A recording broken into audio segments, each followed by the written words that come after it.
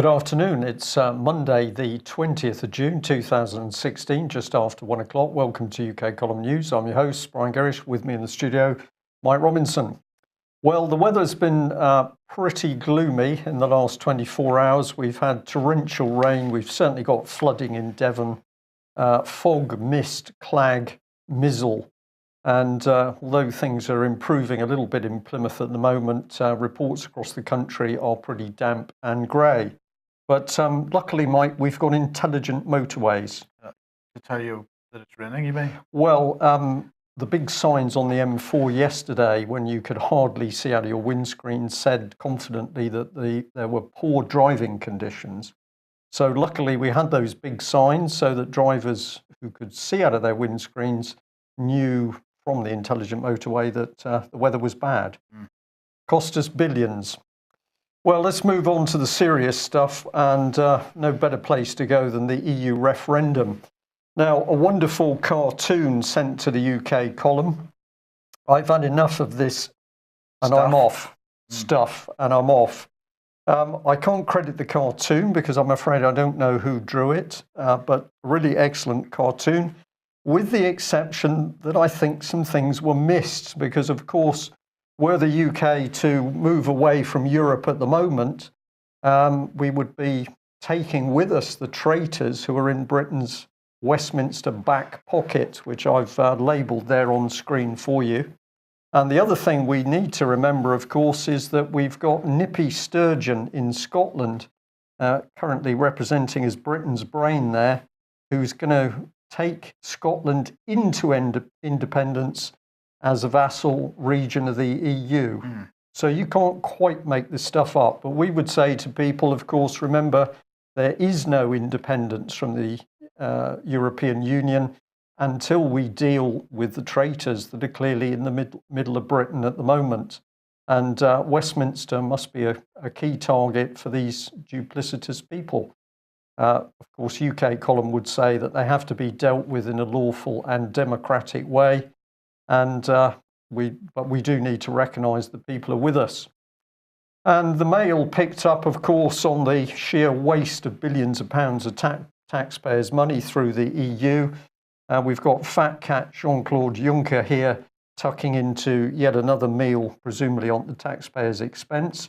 And although the Daily Mail has put out some good statistics on how much is being wasted through the European Union, nobody appears to want to talk about the fact that, of course, I think it's now 20 years further on, there are still no audited and signed off accounts for the European Union. And that, of course, is because it's a criminal organisation and is operating fraud. It's getting pretty clear, Mike, isn't it? Yes, yes. Now, we had a big furore this morning because, of course, the BBC on the Today programme was pointing out that Baroness Warsi had left the Brexit campaign and moved to the Remain campaign. Of course, most people hadn't noticed her being part of the Brexit campaign at all. And in fact, if you go back through history, she has always been pretty much positive, pro-EU. So this was all a bit strange. But anyway, this is Mark Thomas saying that he agrees with Warsi. 3 months ago was voting leave, but campaign has been driven by xenophobia and racism, and he will never support that. And, you know, if this is the state of the campaign, Brian, where we're bringing it down to the level of xenophobia and racism, then it isn't possible to make a rational decision here. If he is really deciding not to leave the EU on the basis of some people that he views are making comments that he doesn't like, rather than looking at the larger constitutional issues, then really he's not qualified to comment. Well, I'd say he's not qualified to comment, and we'll be having a look later in the news at how the BBC is carrying on the big skew of the EU referendum agenda.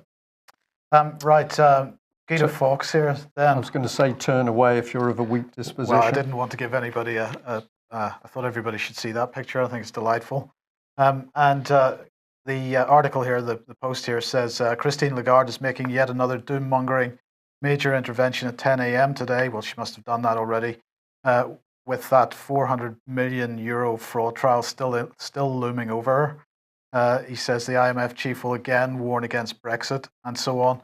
But then the main point of this article, he's pointing out that pro-Remain groups, that the ones that have made referendum interventions, have received 160 million euros, from the European Commission in the last several years.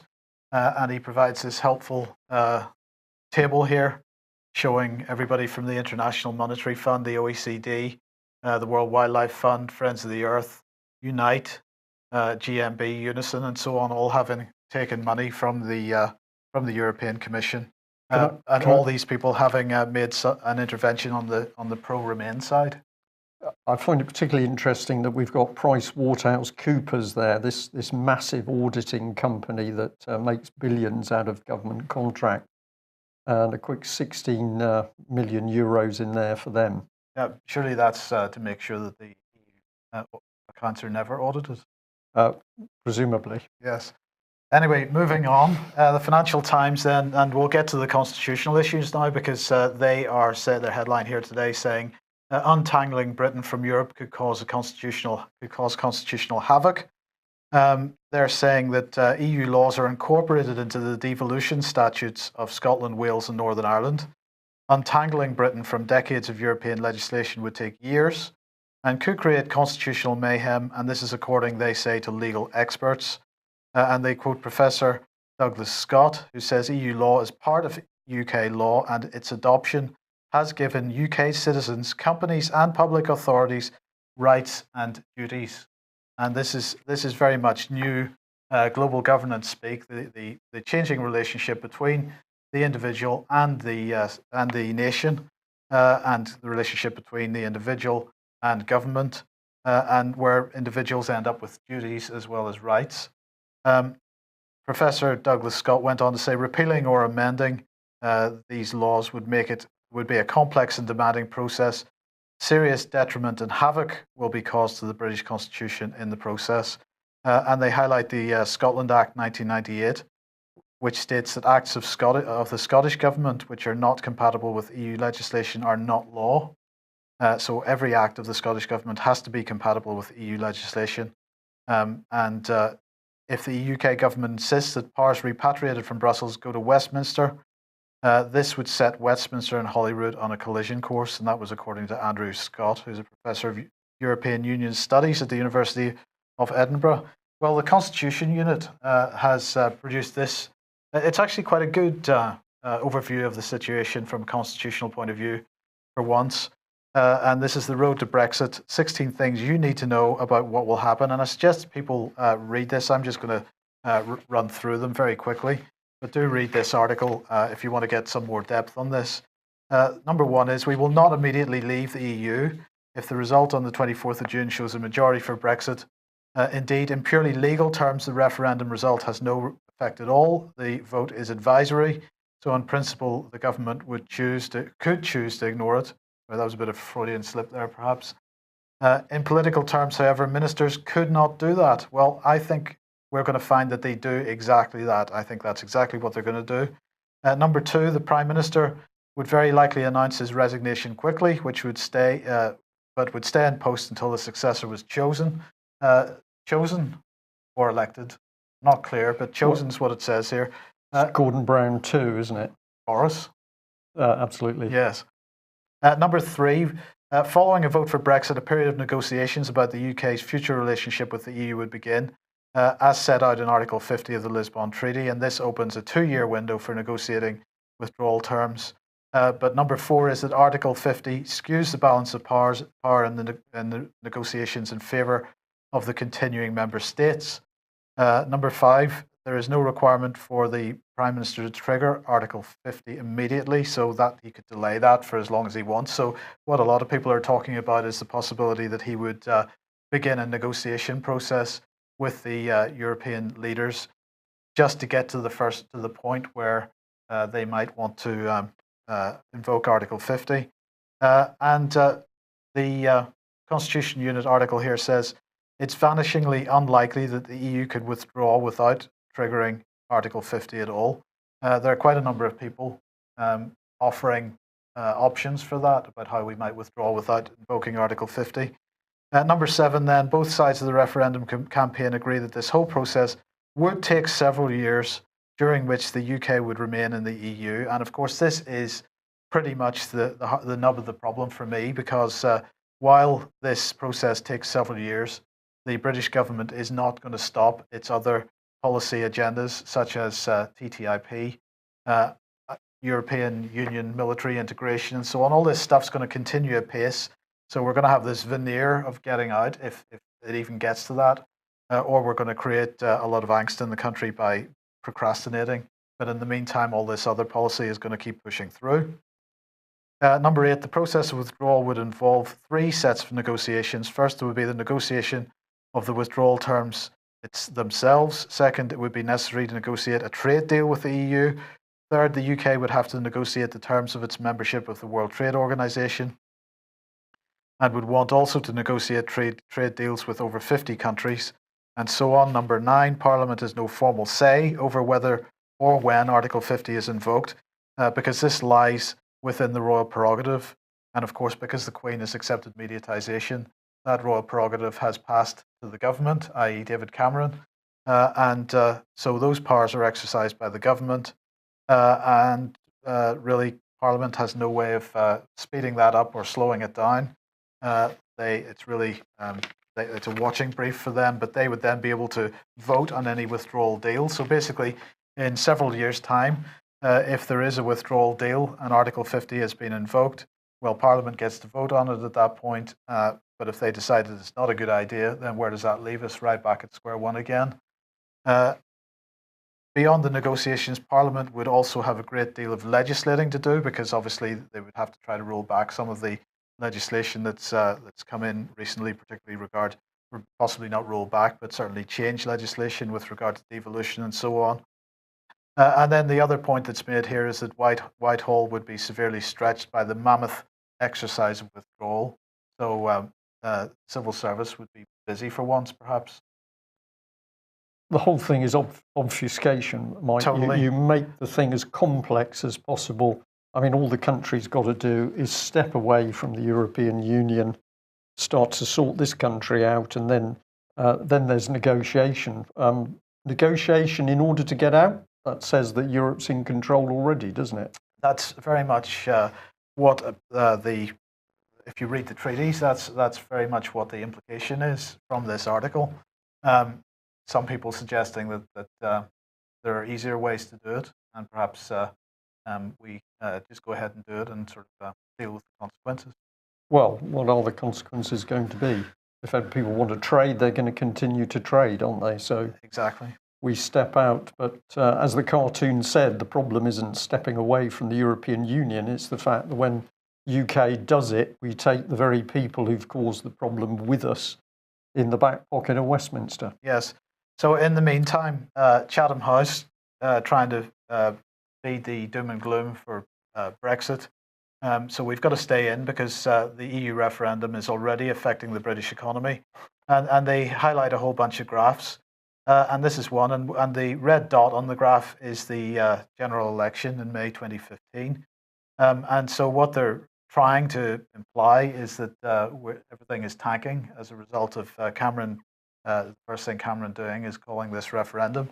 But if you actually look at the trends of disaster began long before the referendum was called. So here is the manufacturing export orders, and as we can see, that downward slide began quite some time before the referendum was called. Same with fixed capital formation, same with exchange rates. So Chatham House really just trying to push spin. This. Spin is the word, yes, Mike. Yes, well, or lie or something, I don't know. The economic issues related to this are twofold. First of all, they go way beyond the realms of the European Union. But in terms of exchange rates here, of course, various internationalist players have already said that they would attack sterling if we were to leave. But frankly, we can't be held to ransom by these kinds of threats. Well, is this bad news? Brexit jitters drag UK's share of mergers and acquisitions to record lows, so the vultures are not circling. as a result of us threatening to leave the European Union. That can't be a bad thing. It's just brilliant, isn't it? The whole thing is unbelievable psyop of applied propaganda on a scale that we've never seen before. Yes. So bring in an upstanding politician, because this man's opinion is certainly important. Absolutely. Here is an upstanding politician, Kenneth Clarke, who, speaking to China Daily here, saying that the idea of the British sitting down and negotiating a trade deal with a quite particular government like that of the People's Republic of China is, I think, fanciful. I think the respective weight of the two sides would be quite uneven. He's suggesting that this would be much better done on the scale of an EU agreement, and really Britain just couldn't cope with the Chinese. But oh yeah. But anyway, there is some good news in this article, Brian, because he has announced in this article that he is in fact standing down at the next election. So he has told his constituency that once the boundary changes have been completed, that they need to find a new candidate, and so he will not be standing again in 2020. I wonder why. Well, Ian Crane will be joining us. Yes, back in the studio tonight. So 7:30 for Humanity versus Insanity, and he is going to be discussing the similarities between the Anna Lindh assassination and last week's events in the UK, and he's hoping to have a guest on. Not quite sure who that's going to be just at the moment. And then the theme of Fracking Nightmare is going to be, quote, "You might be a sociopath if," and he's going to be examining the cognitive dissonance amongst those that are pushing the unconventional gas industry in this country, particularly within the UK government and the various corporations. So join us from 7:30 tonight for those. Excellent. What's next? Well, unfortunately, it's Stephen Kinnock, I think. Ah, right. Well, so Stephen Kinnock, really reinforcing the story that we've got to love our MPs. And actually, Brian, on BBC Radio 4 Today programme, the last 5 minutes of it was devoted to an opinion piece by Nick Robinson, who was really, singing the praises of Joe Cox and saying that, the next time you think you've got a bad word to say about an MP, you should think again. Yeah. And really incredible. This is the same kind of rhetoric.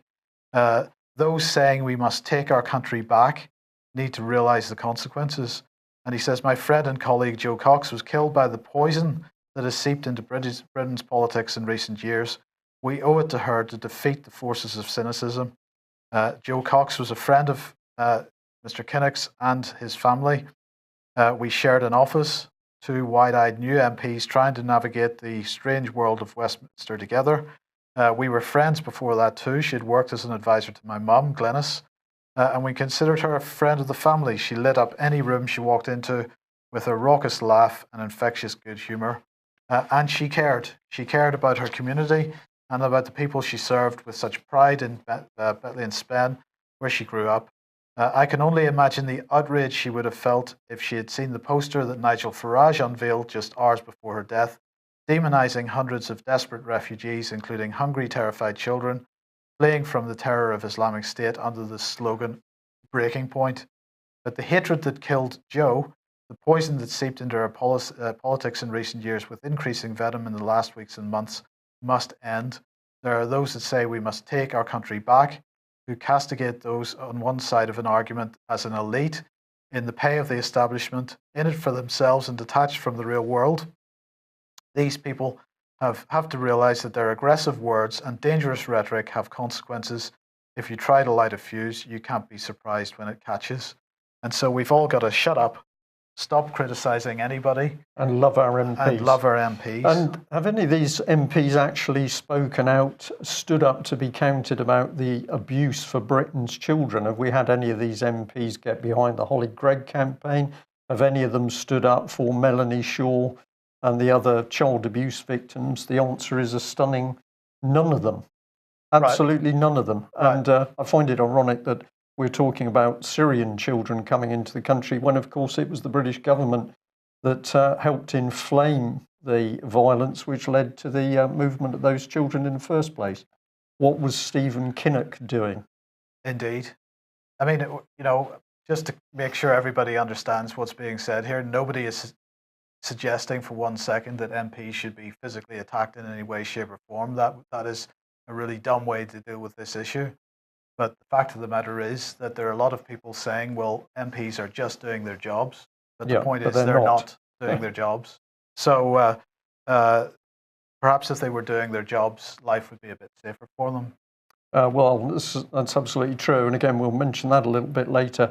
We had an exceptionally interesting email that came in, which I put up on screen so that you can freeze the screen and have a look at it. But a gentleman said, "You're doing a great job." Well, that was very nice. He then said he was listening to Radio 5 as news of the Joe Cox incident took place. And it said the first report came from an eyewitness who was in a restaurant opposite, who saw two men having a confrontation in the street and behaving aggressively towards each other. He then saw Joe Cox come out of the building where she had her constituency clinic and go over to the men to intervene. After a few moments, there was a gunshot, and then there were a few more moments, and after a few more moments, there was another gunshot. And then we go on that all reports since then have been editing out this part of the man's account. And I think this is very, very interesting stuff. So we're saying terrible incident, but what happened and why are we not being told the truth? And this gentleman says the reason being is that the left strategy is of never wasting a crisis, and that has gone into full power mode, and this is being completely contorted into now being a premeditated political assassination.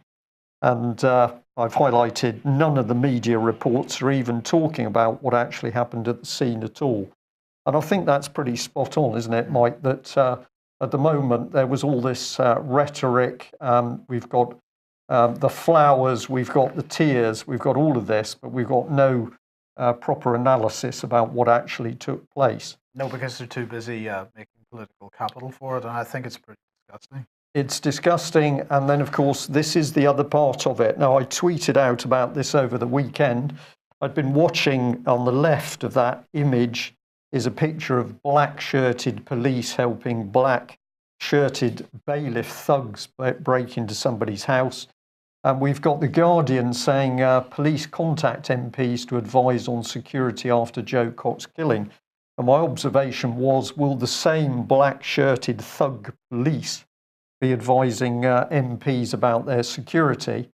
And part of the Guardian report was this, that Harry Fletcher, director of the Digital Trust, who works with victims of online threats and abuse, we don't get any of that, of course, Mike, said a security triage system was needed in the House of Commons to help MPs assess the risk.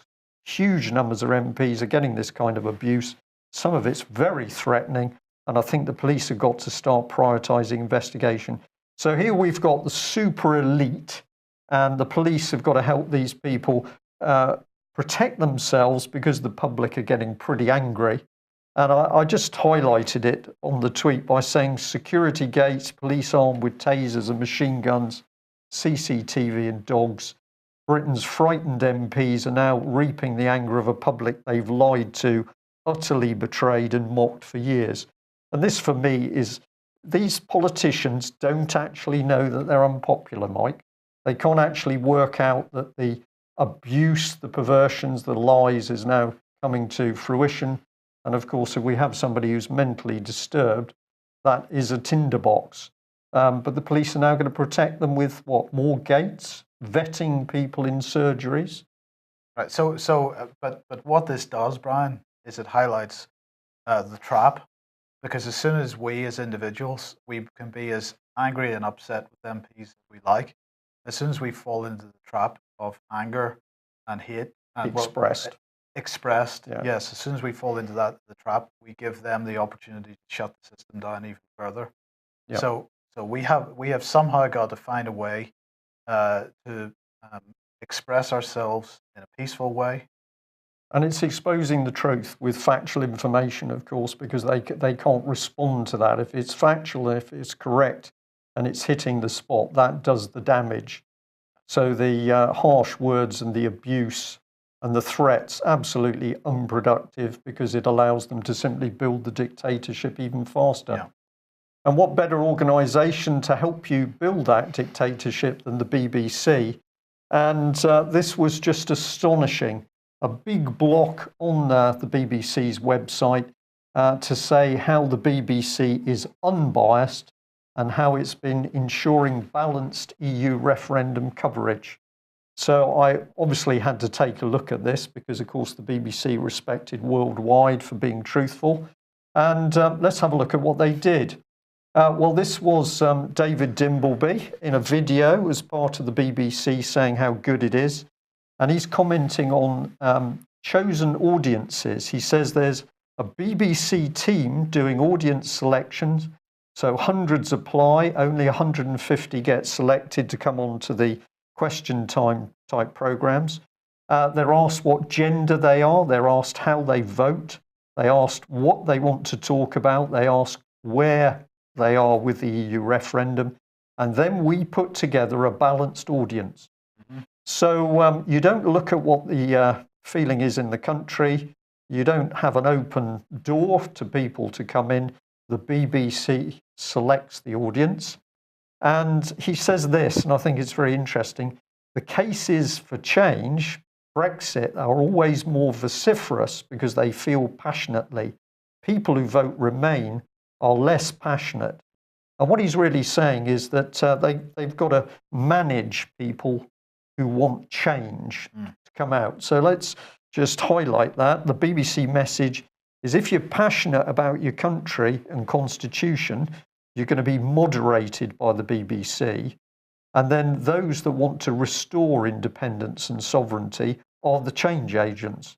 So we've got the BBC completely and skillfully twisting reality on its head. It's brilliant, so therefore, isn't it? in order to have a balanced audience, if the people who vote Remain are less passionate, in order to have a balanced audience, you probably have to have more of them in the audience. Well, they say they have the same, but the point says it all, that we can't have too many Brexit people because they're pretty passionate. Well, too right, they're passionate. So let's get him on screen again. Here he is, Mr. Dimbleby. Big smile, as you can imagine, on a very fat BBC paycheck. He says this, at that point you have an audience which is chosen, but when they put their hands up, you don't know which bit they represent, i.e. Leave or Remain, or what they're really going to say to you. What he doesn't really get home to people is that the audience has been profiled and selected anyway, so you're not going to get any difficult questions. And then we come to this, which is absolutely fantastic, because we've got the Mirror headline, David Dimbleby makes heartbreaking slip of the tongue after moving tribute to Jo Cox on Question Time. And how does this go? Well, he starts off with the Prime Minister on the podium. Our first question, Prime Minister, comes from Jo Cox. What a terrible thing to say. He then goes on to the first question from this gentleman. I hope I've spelt his name. Our first question comes from Adam Bardi. And the question is, has this referendum soured political debate in this nation in light of the tragic murder of Jo Cox? So what I think is that Dimbleby absolutely knew what the first question was going to be, which is why he had Jo Cox in his head. He knew what was coming. So I'm going to say this is a stitch-up. And it goes on, excuse me, and it gets worse. We've got another BBC political reporter. I don't know this lady's name. I don't really want to know, but I'm sure somebody will tell me. And she says this, you have to balance the political party and the viewpoint, particularly in the run-up to something as important as the EU referendum. So the you is, of course, we. We, the BBC, have to balance political party and viewpoint so that those stupid members of the public can actually understand what's what.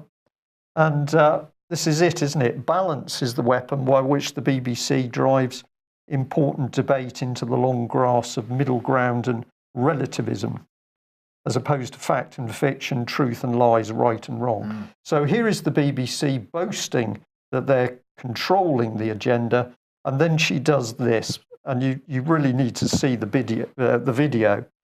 The interviewer, the BBC interviewer, laughing says, and how do you know that you're achieving this balance? And then she gives this brilliant smirk and says, Because there's a massive grid hidden away somewhere. It's like it is appalling stuff. And these people just laughing at the general public as they skew the political agenda. And he goes on, here's BBC 5 Live, where this man arrogantly says, you start from the position that we're impartial, and everything after that is easy. Except, of course, the BBC is not impartial. They're deluding themselves that they're impartial. It's incredible. And of course, the BBC must be desperate, as it's had to put a whole series of videos on the internet to persuade people it's impartial. And then the arrogance comes in because the interviewer says, and look, even the microphones are balanced in party colours. No, not really, just a coincidence. So he's talking to the public as if they're children, demeaning, arrogant stuff. And of course, we know these people are biased. Let's give a good example, because 5 Live wanted to interview me on the subject of common purpose. So what did they do? They contacted me to ask if I'd participate in the programme. When I said, come and see the documentary evidence, spend a day with me looking at that evidence, they couldn't come because they didn't have time or the budget out of 3.65 billion. Yeah. Then what did they do? They accepted a brief overview from me only. That's the only thing they would accept, a couple of documents. And then they stuck the knife in because they invited Common Purpose onto the programme live, but denied me the same opportunity. And then, of course, what did they put on the programme? Absolutely no evidence, factual evidence about anything. So there's a good bit of unbiased BBC reporting on a pro-EU political charity. Well, bring in Andrew Marr, and the BBC deliberately avoids the elephant in the room. What is that elephant? Well, it's this, isn't it? That we've got our Bilderberger here. Peter Sutherland. Peter Sutherland, thank you, Mike. Boasting that the whole purpose of mass migration is to break down nation states. And nobody wants to talk about it. Andrew Marr doesn't want to talk about it. Corbyn doesn't want to talk about it. And we've now got a country full of people getting really angry with the migrants instead of saying, well, who caused this policy in the first place? So BBC, Andrew Marr, political spin at best, lies at worst. And we'll carry on a bit. We've got the BBC reporting that Lord Guthrie has now said, actually, I'm for leave. Invite people to look at the text. But this is the BBC comment that apparently the EU military operations at the moment is simply about humanitarian stuff and peacekeeping, Mike. Oh, really? That's why they're running joint operations on Salisbury Plain. That's why Syria. That's why the NATO Defence Ministers meeting last week was specifically discussing NATO's relationship with new EU military integration. Yes. Right. Yeah. Because it's only about peacekeeping. It's only peacekeeping and humanitarian, according to the BBC. And then they highlight that our security rests on NATO, when quite clearly we can see that the EU is attacking that as quickly as possible. And I'll just highlight the other one down here. Britain stronger in Europe have previously said there's an overwhelming consensus among military chiefs that Britain is stronger and safer in the EU. Well, that's because, of course, the BBC hasn't bothered to investigate a single thing around this issue to get the truth out. So BBC, biased, disgusting political propaganda, and they must be getting desperate if they have to have a specific website section to claim their impartiality. Mm.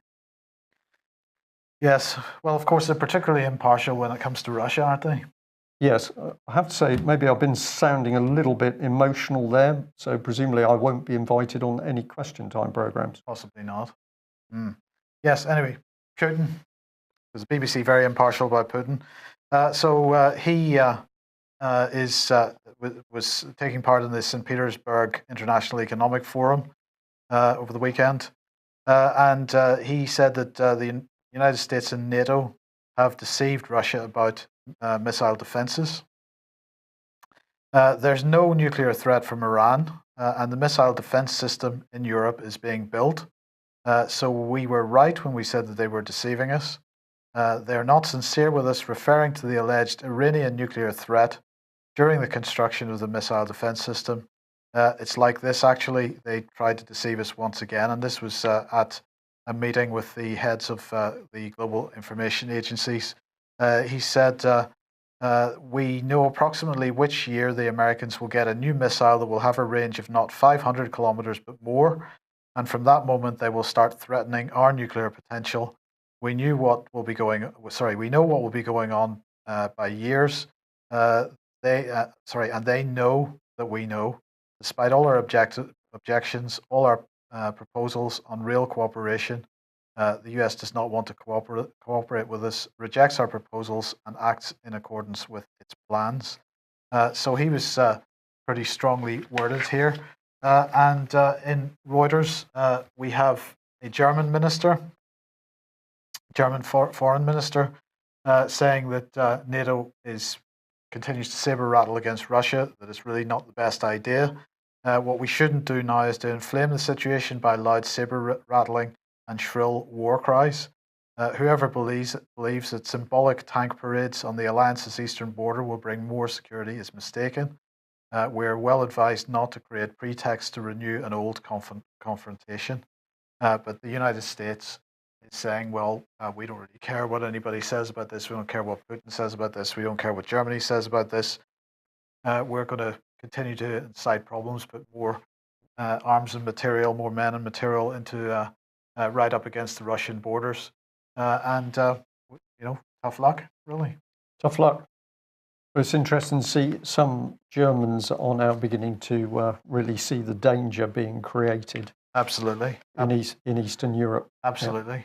Now, financial news, almost unreported, but that's a pretty significant hedge fund has gone to the wall, $8 billion, just disappeared.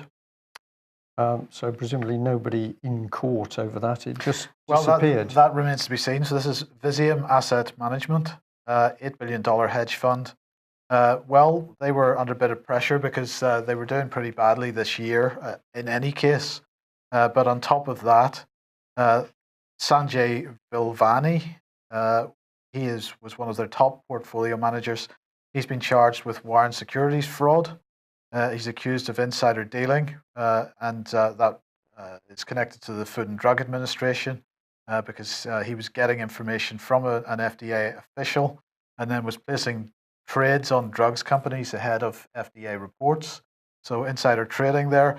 Two other Visium portfolio managers, Christopher Paulford and Stefan Lumiere, they've been accused of purposefully miscalculating the price of securities so they could charge investors inflated fees and mislead them about their funds' liquidity.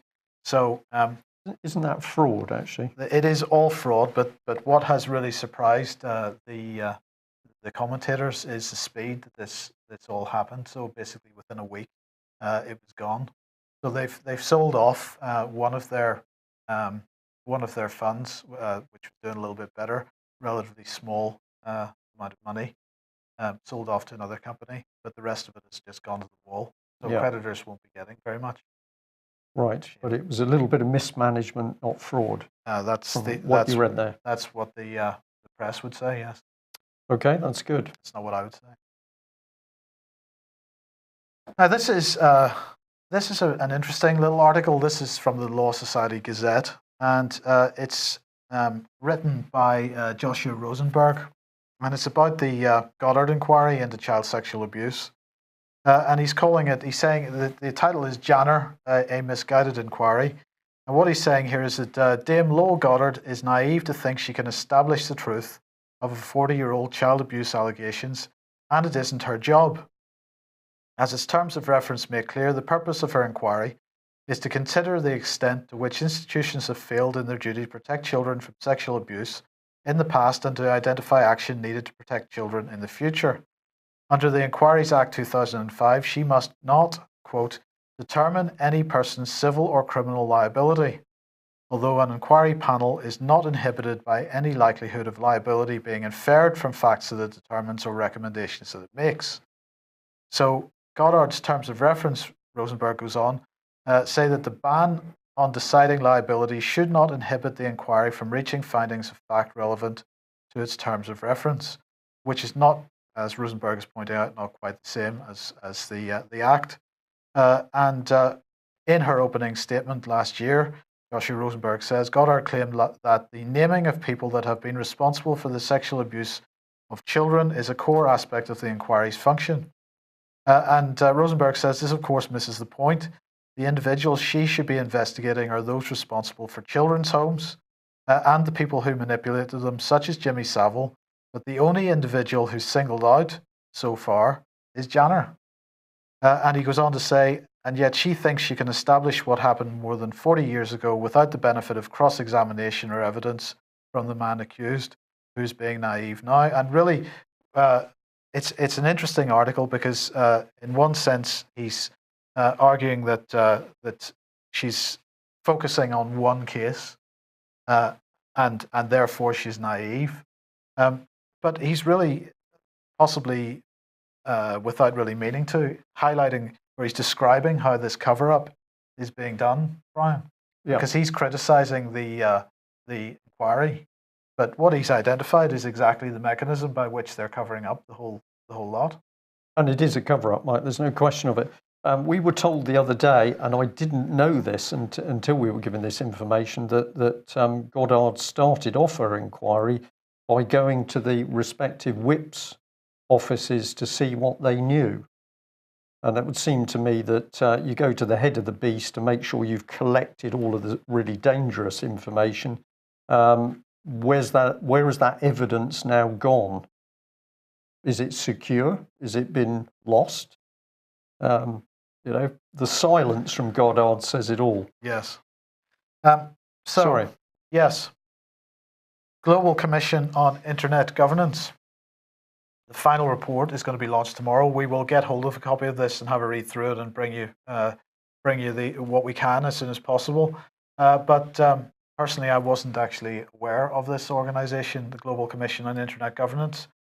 So the Global Commission will release the final report and recommendations tomorrow at the OECD ministerial meeting on the digital economy in Cancun, Mexico.